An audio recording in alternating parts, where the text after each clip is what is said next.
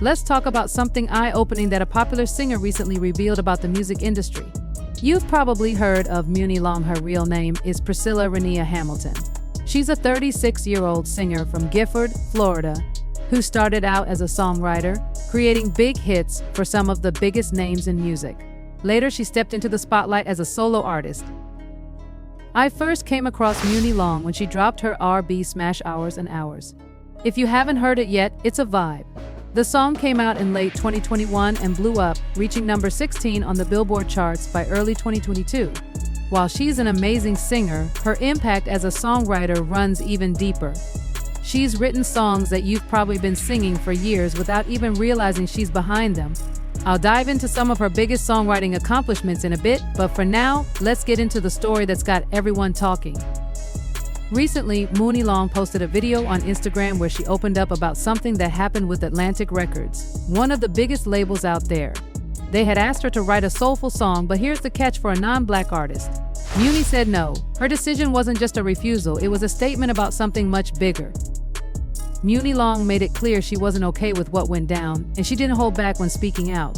She took to Instagram to share her thoughts, pairing her response with a little humor and a lot of impact. In the post, she used a sound bite of rapper Bozy saying, "Hell no, I'm not doing that," while lip-syncing along in a video. It was her way of poking fun at Atlantic Records' request while making her frustration crystal clear. But it didn't stop there. In the caption, Muni gave more context to the story. After she turned down the request, someone from the label told her she could reach into the Priscilla Renea vault and find an old song she'd written to give to them instead. For those who don't know, the vault is her treasure trove of songs she's written over the years, basically her creative gold mine.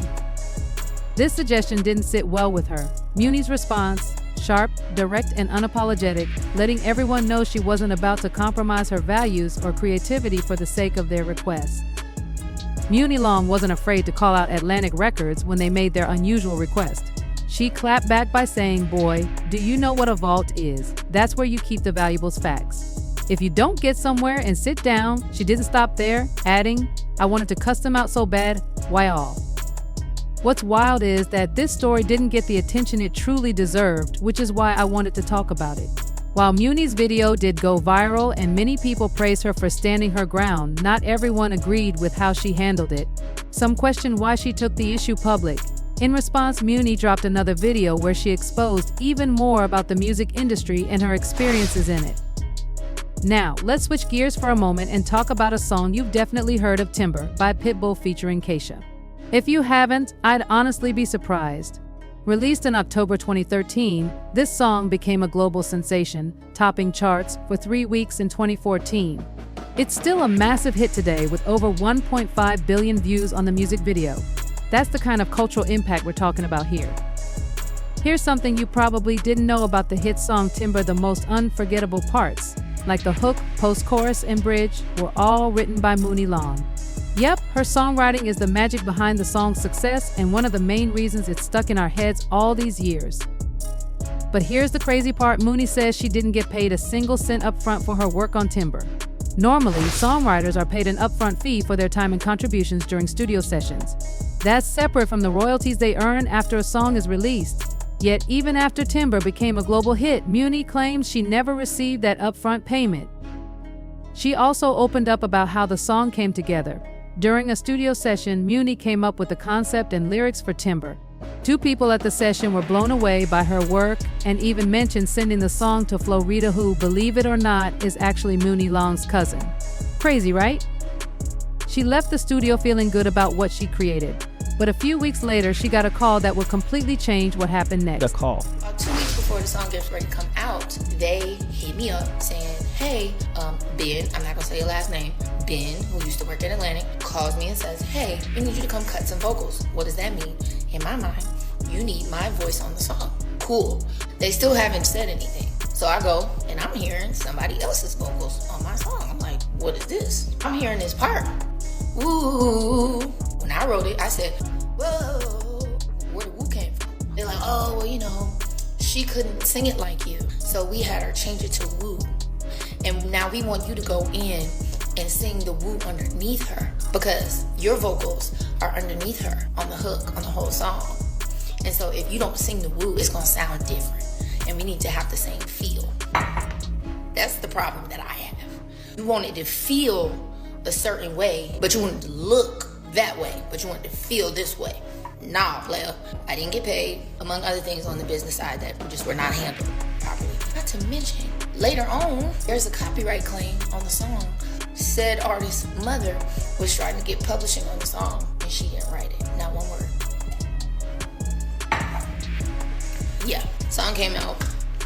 The rest is history. The only reason why I was even in the studio, because my Karen bought me flowers and sent me on vacation, because that's the only way that he could get me to show up, because they always do stuff like this, specifically Atlanta. Here's how things unfolded. Without Muni Long's knowledge, the song ended up in Pitbull's hands. Since he often works with Kesha, he brought her on board to perform the track. Kesha ended up singing the lyrics that Muni had written, but here's the shocking part. Muni didn't even know this until later. She was asked to re-record a part of the song as background vocals because Kesha couldn't hit some of the notes Muni had originally written and sung. In the end, Muni never got the upfront payment she was owed for her work on Timber, which is downright unfair. Yes, she's credited as a songwriter on the track, and with over 1.6 billion streams on Spotify, it's likely she's earned some royalties. But here's where things get murky. G-Dub has hinted that her business deals back then weren't handled properly. This suggests she may not have been fully paid in terms of royalties either. While that's just my take based on her comments, it's clear that the situation was far from ideal. Let's dive into the heart of Muni Long's story. Atlantic Records asked her to write a soulful song for a non-black artist. Specifically, they requested a soulful track for someone who wasn't black, and that request really frustrated Muni. It was the tipping point for her, which led to her sharing her thoughts publicly. For anyone who doesn't know, Muni Long has a long history in the music industry as a songwriter. She's written some of the biggest songs of the last decade. Aside from her hit Timber, she also wrote California King Bed for Rihanna's 2010 album Loud. She's worked with artists like Mariah Carey, Fifth Harmony, Chris Brown, and many others. Her track record speaks for itself, which is why her experiences and opinions on the industry matter so much. Now here's the thing, songwriters along with engineers are often some of the most underappreciated people in the music world. They're not only undervalued, but in many cases they're also underpaid or sometimes don't get paid at all, which is a huge problem. Money part, a lot of people be like, songwriting, you make so much money. You gotta understand there is a pipeline. So I might write a song today and I won't see $1 for 2 years. Sheesh. So what job do you know that you work on spec like that for that long? Imagine going to work and you don't get your first check 2 years after your first day. That's crazy. You gotta have a certain level of cray-cray to get up and mental keep fortitude. Doing that. Honestly, like the stuff that I went through as a songwriter, and I'm on the high side of the spectrum where I'm getting cut. I have people who know my track record and I'm still getting murderized. Right.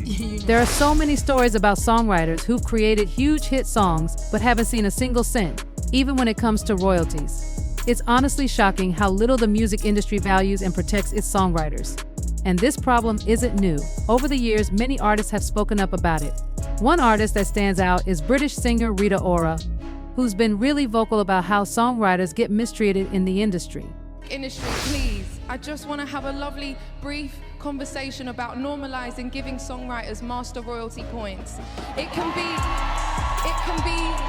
net costs, okay? It doesn't have to be at your expense, but it just means that if the songs win big, the writers get to win big too. Please allow that to happen. Sadly, this is the reality for many songwriters in the music industry. For a lot of the hit songs you hear, about 90% of the time, the people who wrote them aren't fairly paid, and sometimes they don't get paid at all. Muni Long made a huge impact by speaking out about this, and what's even more powerful is that we don't often hear male rappers or male artists, especially black ones, talk about these issues publicly.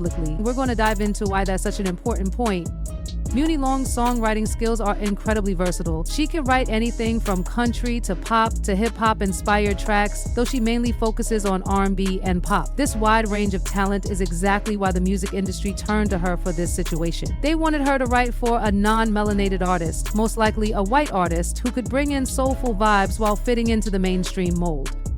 Here's the problem. The artist in question just didn't have the soul or authenticity needed to really represent the genre, yet they were trying to push this artist into the spotlight using Monie Long's talent. The industry wanted her to write a soulful song to help this artist break into black music and culture, but Monie wasn't having it. She stood up and said, "I'm not doing that," expletive. And honestly, I respect her so much for standing her ground. The issue isn't just that they asked her to write a song, it's that they wanted her to create a soulful record which holds a lot more emotional depth. The bottom line is clear. They wanted to make money. The main goal was to profit from a hit, and Monie's talent and authenticity were the key to making it happen. They wanted her to use her skill to create something that would connect deeply with listeners, generate huge revenue, and boost their brand, all through a black art form. But Monie saw their true intentions and wasn't going to let them profit off her authenticity. Monie Long is no dummy. She knows exactly what they're trying to do. They want her to create something raw and real, but for her, it's not just about making a soulful track. The real challenge is staying true to her art while dealing with the business side of things.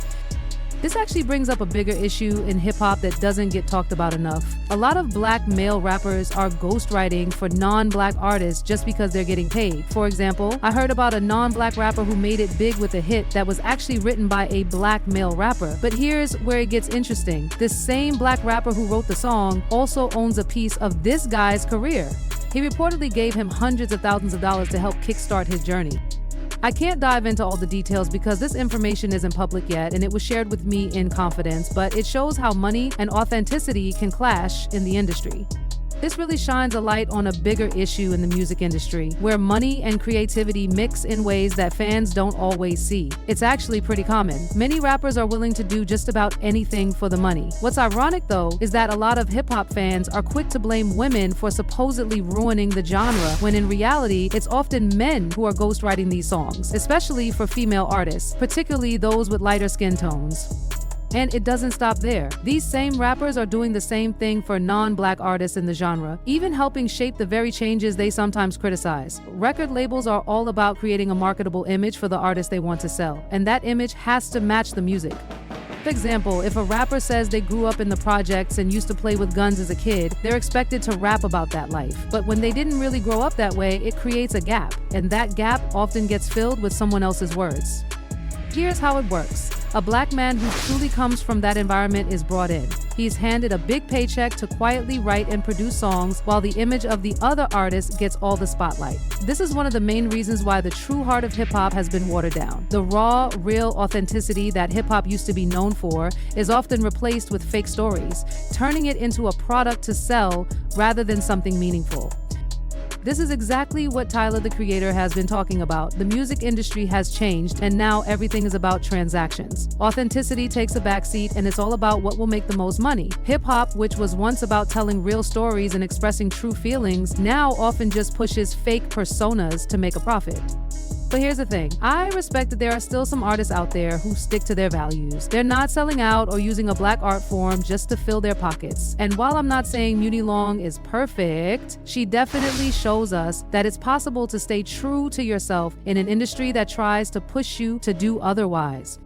I don't know her entire life story, but from what I can tell, if she knew how things would play out, she might not be speaking out like this now. The music industry is cutthroat, and they'll push you to compromise your morals and values. They'll get everything on record, and as soon as you try to stand up for yourself or call out the system, they'll use it against you. They'll remind you of what you did and make you feel stuck. This is why so many people stay silent. They're scared of what could come to light if they speak up. So, if you know deep down that you'll regret going against your principles later, just don't do it. Protect your values, because in this industry, they'll use your past choices against you whenever it suits them. If you've made it to the end of this video, thank you so much for watching. Make sure to hit that like button if you enjoyed it. And to all the new faces here, I'm Diddy Da, and I'm so glad you stopped by. Yo, what's up? It's Blackie here. So happy to have you with us. Big shout out for subscribing. Thanks for being part of the squad. We got plenty more coming, so stay tuned. Now, I want to know what you think about this whole situation with Monie Long speaking out on the music industry. She's really been exposing some serious stuff. What do you make of her story? I'm super curious to hear your thoughts, so drop a comment below. I'm reading all of them. That's it for now, though. I'll catch you in the next one.